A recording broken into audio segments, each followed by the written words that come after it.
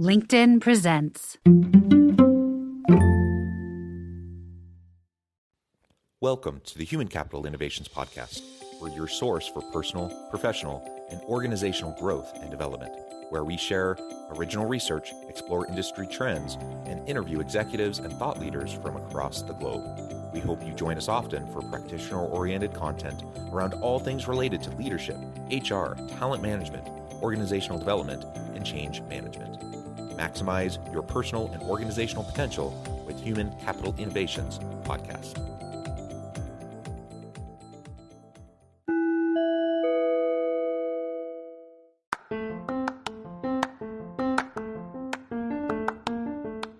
Do you enjoy the Human Capital Innovations Podcast? Enjoy ad-free listening by going to the Patreon page, and please consider contributing even at the producer or sponsorship level. And please leave a review. Thank you for your support.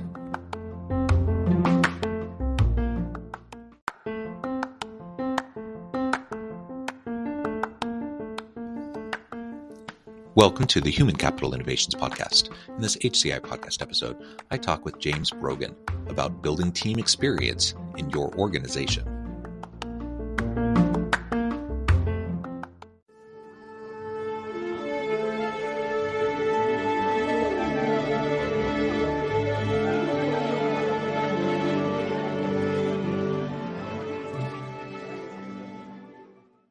James Brogan, welcome to the Human Capital Innovations Podcast. John, thanks a million for the opportunity to chat to you today. Yeah, it is a pleasure to be with you. You're joining us from sunny New York. I'm south of Salt Lake City in Utah. And today we're going to be talking about building team experience in your organization. As we get started, I wanted to share James's brief bio with everybody. James Brogan is CEO and co-founder of PepTalk. PepTalk is a team experience platform that enables teams to engage and perform at their best. So the topic for today is really a great fit for everything you're trying to do there at PepTalk.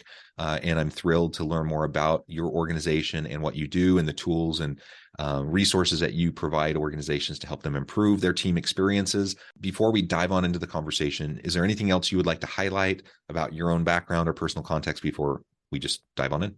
Yeah, no, listen, as I say, John, I'm really excited about talking about PepTalk, about the team experience platform we've built. And I guess we can touch on my own experiences as well in terms of being part of high performing cultures in a sporting context, and I suppose the inspiration that we've taken from sport and we're bringing now into our software, into the business. It's something I'm really passionate about, and there's certain principles that we've, I suppose, taken from that world that we've brought into PepTalk, and I think it's really relevant for every organization out there right now, you know, as we navigate the new world of work. So yeah, delighted to kind of get stuck in.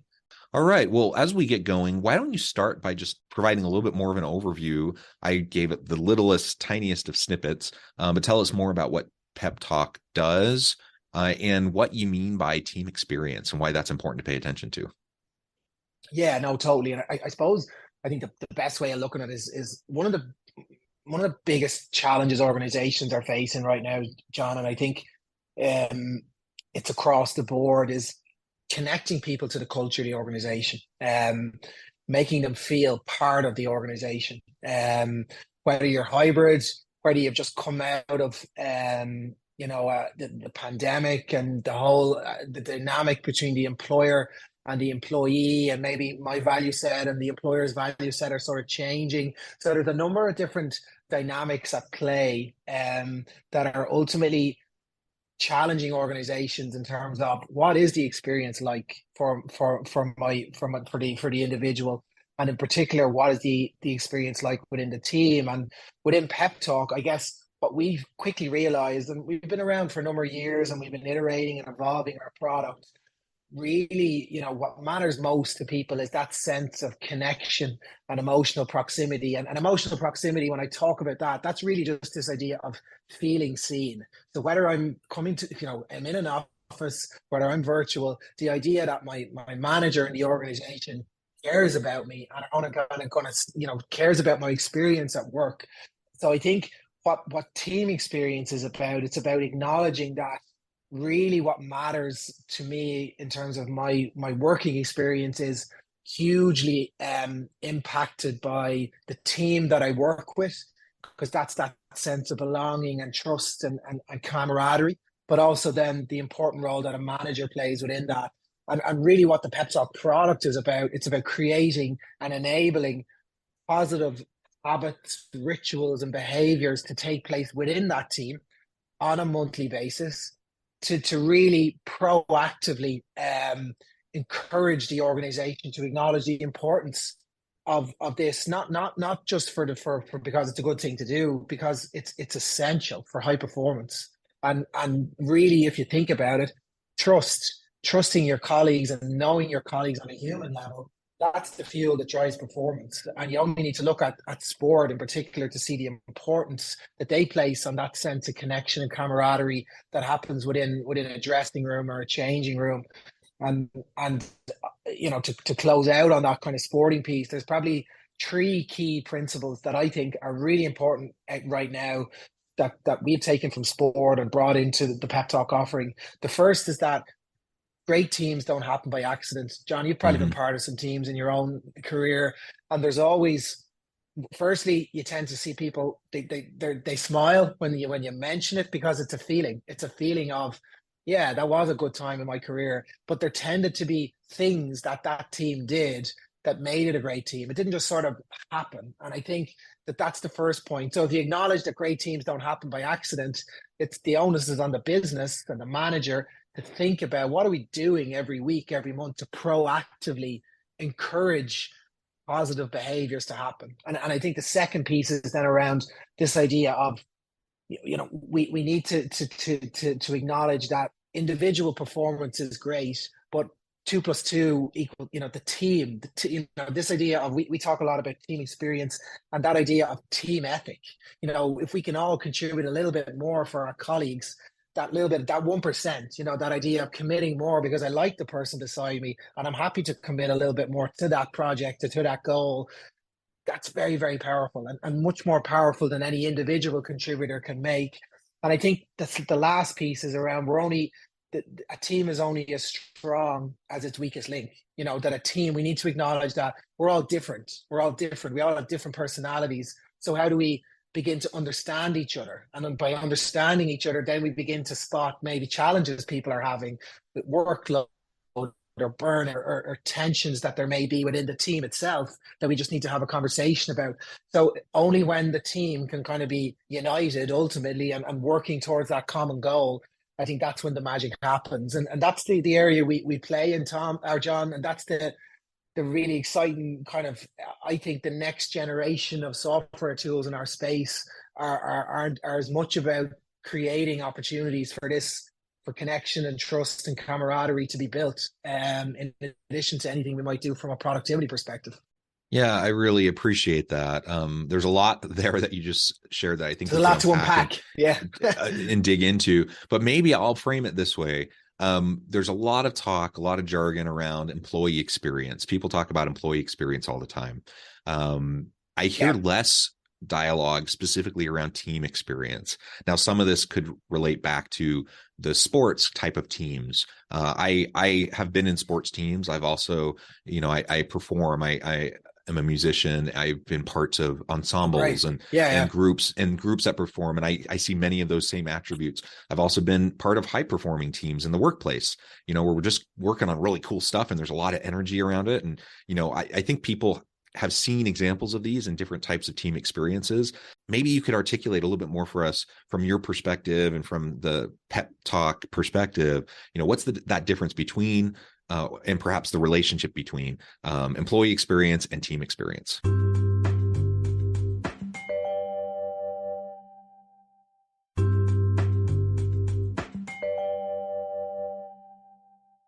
Yeah, no, and it's a great question. I think, you know, in real simple terms, John, like the employee experience for us has primarily been focused on the individual. So that individual's experience of work, and it's been very focused on the individual and the organization. What can the organization do for me, and what can I do for the organization? And it's been and that relationship and that dynamic has sort of been how over the last number of years, certainly pre-COVID, is how we've operated. And I think what we've seen in the last number of years is in a shift in as I touch on this idea of, okay, the experience I have at work, it needs to be about more than the individual. I think what we've seen is the emergence of a number of trends that are now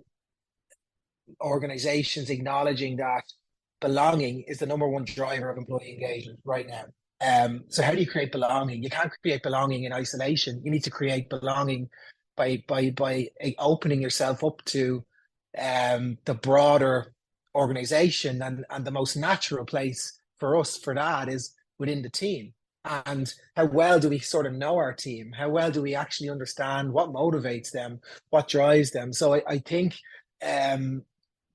acknowledging that we're all probably a little bit different post the pandemic, and we maybe all want different things, it only drives that need to acknowledge that we need to start thinking about the organization and the team and developing conversations and habits that enable me to have a really positive experience, but it's going to be a shared experience. And I think that's really what we missed in the pandemic.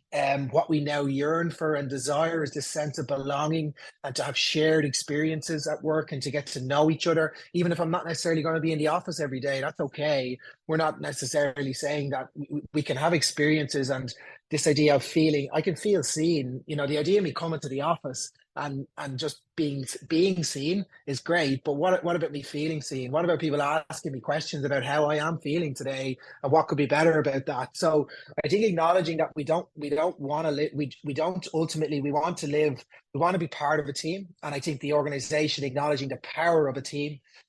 And the last piece is the manager, the leader, the person that really is, there's some crazy stats out there, John, that, the connection I have to the culture of the organization, 2/3 of that is made up of my experiences with my manager. So that's enormous. And the manager has the same impact in terms of my sense of happiness as my partner or spouse. So when you think about the importance of a manager has to my feelings of positivity in the work environment, we ultimately believe that a very important subset of the team is the manager or the leader, and he or she is an individual that is underserved in the current work environment and needs more support, because they're being asked to manage differently, they're being asked to lead differently. And so I think there's a number of nuances to this team experience, but certainly it's a trend we've seen increasingly get, I suppose, interest and spark really good conversations amongst organizations. Because you're right, the employee experience thing has been around for a while, I get it, but what's different and what's new? And I think team experience is an interesting dynamic and an interesting conversation. Yeah, absolutely. And they're both important, right? And you highlighted, that when you have a really great team experience, that tends to enhance the employee experience, doesn't it? So totally, yeah. But the point it's about is looking at that, isn't it? It's about acknowledging that maybe that wasn't. We need to almost have to be intentionally thinking not only about the employee experience, but what's the team experience like, and that just creates, as I say, an onus on the leader or the manager to do a little bit more. It presents the need to create opportunities for conversations to happen among that team, and to kind of intentionally, okay, how are we going to talk about this as a team?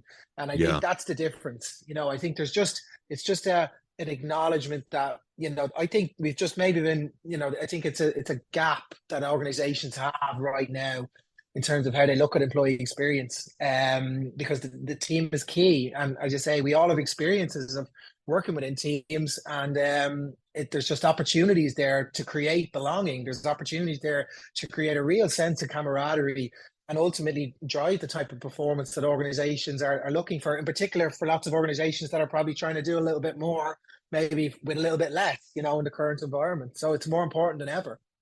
And you've started to talk about it a little bit, but maybe we can drill down a little bit more and talk about whose responsibility it is to create this team experience. Now, certainly a team leader, a coach in a sports setting, or a conductor in a musical setting, a team leader in a business setting, a manager, a leader, they have a huge responsibility in creating that kind of inclusive culture of belonging and having a really great team dynamic.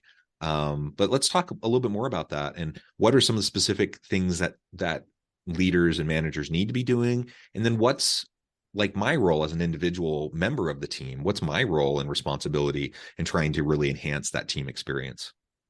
Yeah, no, I think, yes, and I know we've probably touched on it a little bit, but for in our experience, as I say, there's lots of interesting data points around, the leader, the manager, his importance, or their importance for developing, his or her, the development of the actions and that positivity and proactivity around that. So I think for a manager, they need to probably start with acknowledging how are we going to start checking in with our team. And I think this is probably a great kind of conversation around how the Pep Talk product enables managers in particular and the team to start having a better conversation. So within our product, John, the main focus is around starting every month by checking in.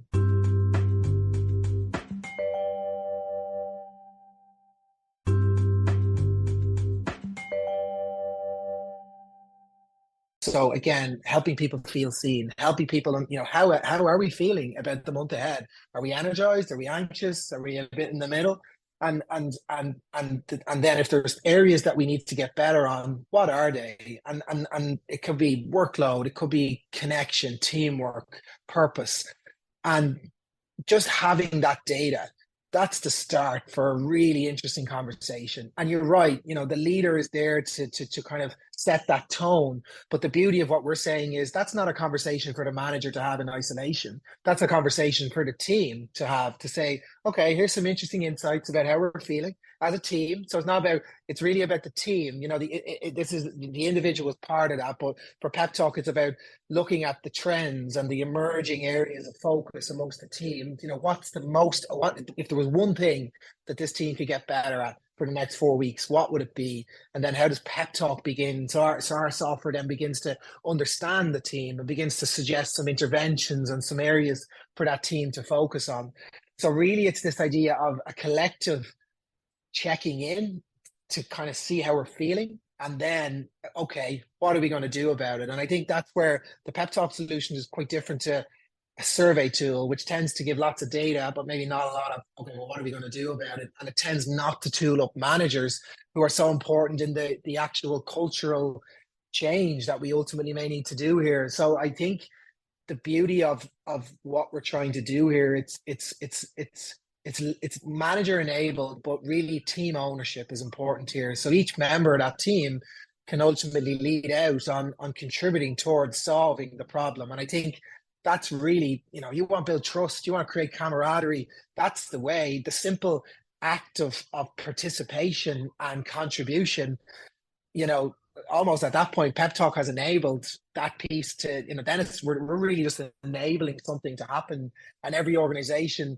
obviously their data sets are going to be different, their conversations are going to be different, and the action off the back is going to be different, but you're just enabling information to come to the surface to exactly that, to create the ownership on the collective ownership of trying to solve these issues and acknowledge the importance of them to getting where we're trying to get to, because a lot of organizations will just run from month to month without ever really acknowledging what might be happening on the ground. And I think that's the beauty it is. It's quite on, it's like you develop this rhythm. So you have this monthly rhythm of checking in and and evolving and taking action. And each month you begin to look at different areas. And that's really culture in action. That's what it is. It's just doing positive things every month to support the type of culture we're trying to build. So that really is team experience in action for me, John. It can be very simple, yet very, very powerful. Yeah, I love it. And that shared responsibility piece, everyone is a contributor to that team experience. And again, anyone who's been part of a really great team, this.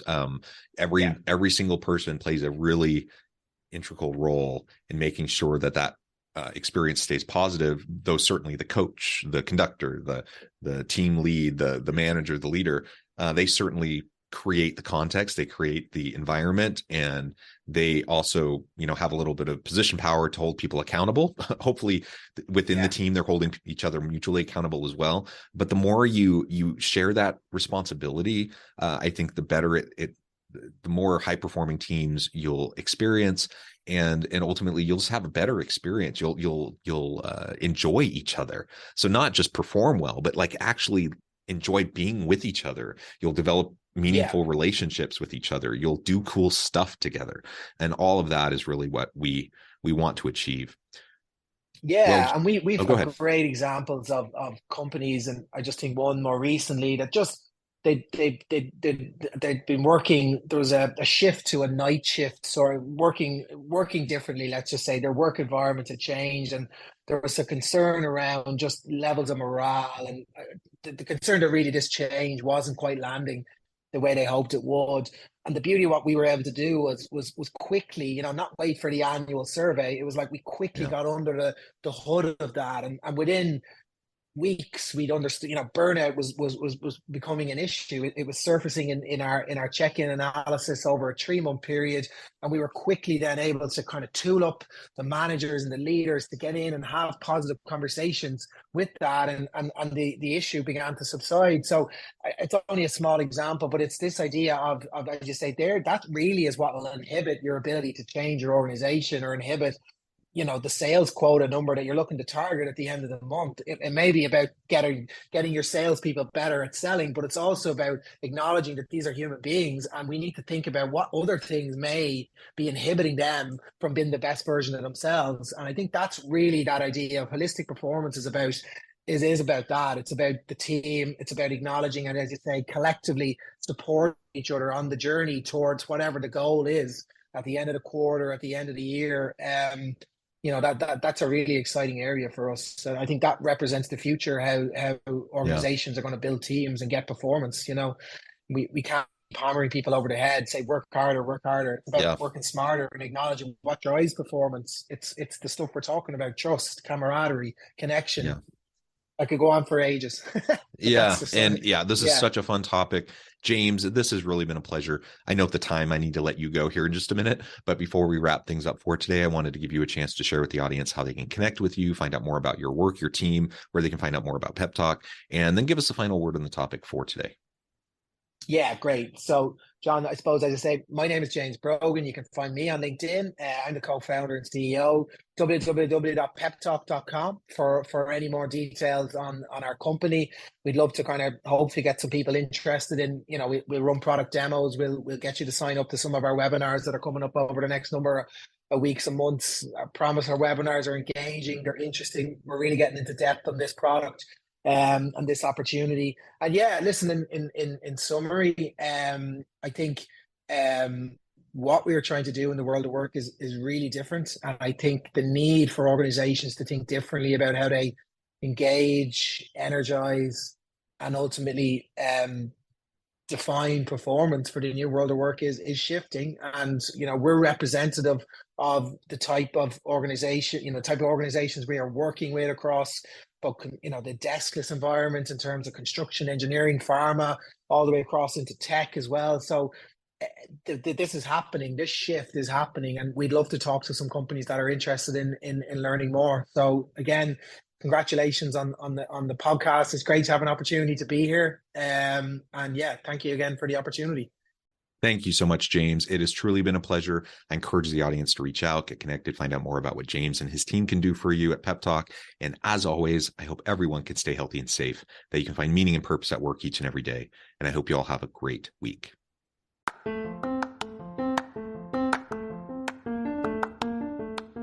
you enjoy the Human Capital Innovations podcast? Enjoy ad-free listening by going to the Patreon page. And please consider contributing even at the producer or sponsorship level. And please leave a review. Thank you for your support.